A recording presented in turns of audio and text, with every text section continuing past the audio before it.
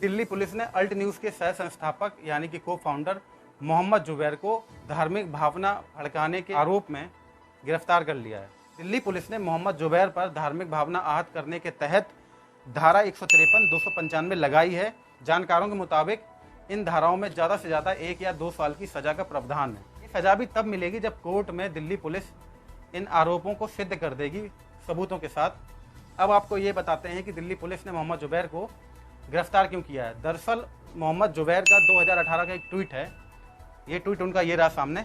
तो 2018 में जो ट्वीट किया था मोहम्मद जुबैर ने, उसको आधार बनाकर दिल्ली पुलिस आज 2022 में मोहम्मद जुबैर को गिरफ्तार किया है। और जब से मोहम्मद जुबैर की गिरफ्तारी हुई है तब से लगातार उनके समर्थन में हैशटैग चलाए जा रहे हैं, उनके समर्थन में बड़े बड़े नेताओं के ट्वीट आ रहे हैं और वो सरकार पर निशाना बना रहे हैं, चाहे वो राहुल गांधी हो, अखिलेश यादव हो, कांग्रेस के तमाम नेता हैं जिन्होंने मोहम्मद जुबैर की गिरफ्तारी के खिलाफ ट्वीट किया है और सरकार पर फ्रीडम ऑफ स्पीच को कुचलने का आरोप लगाया है। और एक दूसरा धड़ा है जो उनकी गिरफ्तारी को लेकर खुशी है, व्यंग कर रहा है, मजे ले रहा है, मीम शेयर कर रहा है। ये तो हमेशा से चलता ही आ रहा है देश में। इस देश में आजकल कोई भी घटना होती है, कुछ भी होता है, हमेशा उसमें दो भाग बट जाते हैं, एक मजे लेने लगता है और एक उसके विरोध में आवाज़ उठाने लगता है। अब आपको ये बताते हैं कि मोहम्मद जुबैर ने ऐसा क्या किया है जिसके तहत उनकी गिरफ्तारी हुई है और आखिर वो कौन है। मोहम्मद जुबैर अल्ट न्यूज़ के को फाउंडर हैं। उन्होंने ये वेबसाइट 2017 में बनाई थी। तब से वो इस वेबसाइट के जरिए कई तरीके के झूठे वायरल वीडियोस का या झूठी वायरल खबरों का फैक्ट चेक करते हैं और सच सामने ले आते हैं। हालांकि जब से उन्होंने ये वेबसाइट बनाई है तब से उन पर ये आरोप लगते रहे। मोहम्मद जुबैर जो हैं ये दूसरे पक्ष के लोगों का, दूसरे पक्ष के धर्म का, दूसरे पक्ष की मान्यताओं को मानने वाले लोगों का, दूसरे पक्ष की राजनीतिक विचारधाराओं को फॉलो करने वाले लोगों का फैक्ट चेक करते हैं। लेकिन ये कभी भी अपने धर्म के बारे में, अपने विचारधारा को मानने वाले लोगों के बारे में फैक्ट चेक नहीं करते हैं। अब बात करते हैं मोहम्मद जुबैर के उस ट्वीट की जिसके आधार पर दिल्ली पुलिस ने उनको गिरफ्तार किया है। मोहम्मद जुबैर का ये ट्वीट 2018 का है जिसमें उन्होंने 1983 के साल में एक फिल्म थी किसी से ना कहना, उसका एक स्क्रीनशॉट शेयर किया था। उनके इस ट्वीट को रीट्वीट करते हुए हनुमान भक्त नामक एक ट्विटर हैंडल ने लिखा कि इस ट्वीट से उसकी धार्मिक भावनाएं आहत हुई हैं या हो रही हैं, कृपया दिल्ली पुलिस इनके खिलाफ कार्रवाई करे, ऐसा कुछ लिखा। उस ट्वीट का संज्ञान लेते हुए दिल्ली पुलिस ने कल मोहम्मद जुबैर की गिरफ्तारी की है। इस ट्विटर हैंडल ने शिकायत की है जिसका नाम हनुमान भक्त है, वो ट्विटर हैंडल 2021 में बनाया गया है और उसमें बालाजी भगवान की फ़ोटो लगी हुई है और उसने अब तक टोटल 3 ट्वीट किए हैं। ठीक है, उसका एक फॉलोवर है। उस ट्वीट को करने वाले की भावनाएं आहत हुई हैं, इस आधार पर दिल्ली पुलिस ने मोहम्मद जुबैर को गिरफ्तार कर लिया है। पुलिस की इस कार्रवाई पर बहुत सवाल उठ रहे हैं।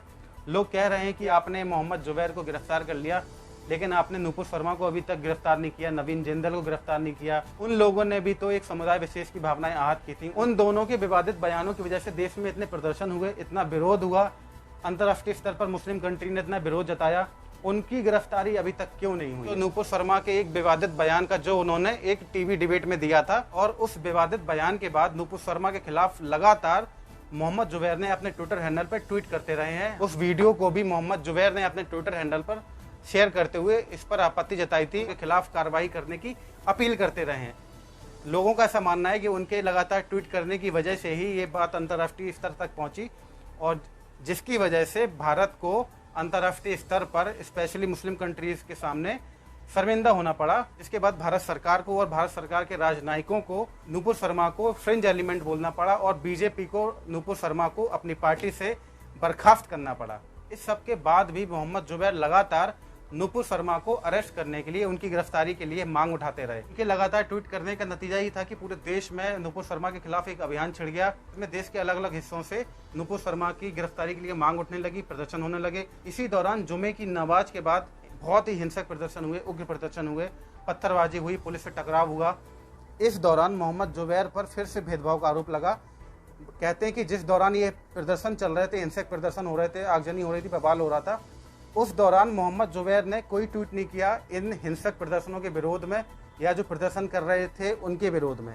लेकिन जैसे ही इन प्रदर्शनों के बाद पुलिस का कार्रवाई के, पुलिस की गिरफ्तारियों के जो आरोपी थे उनको गिरफ्तार करने लगती है, उसके वीडियो सामने आने लगते हैं, तो फिर से मोहम्मद जुबैर ट्विटर पर एक्टिवेट हो जाते हैं और आरोपियों के समर्थन में, आरोपियों के बचाव में ट्वीट करने लगते हैं। अब इस पूरे घटनाक्रम में से आपको सच देखना है, सच समझना है और सच ही ग्रहण करना है।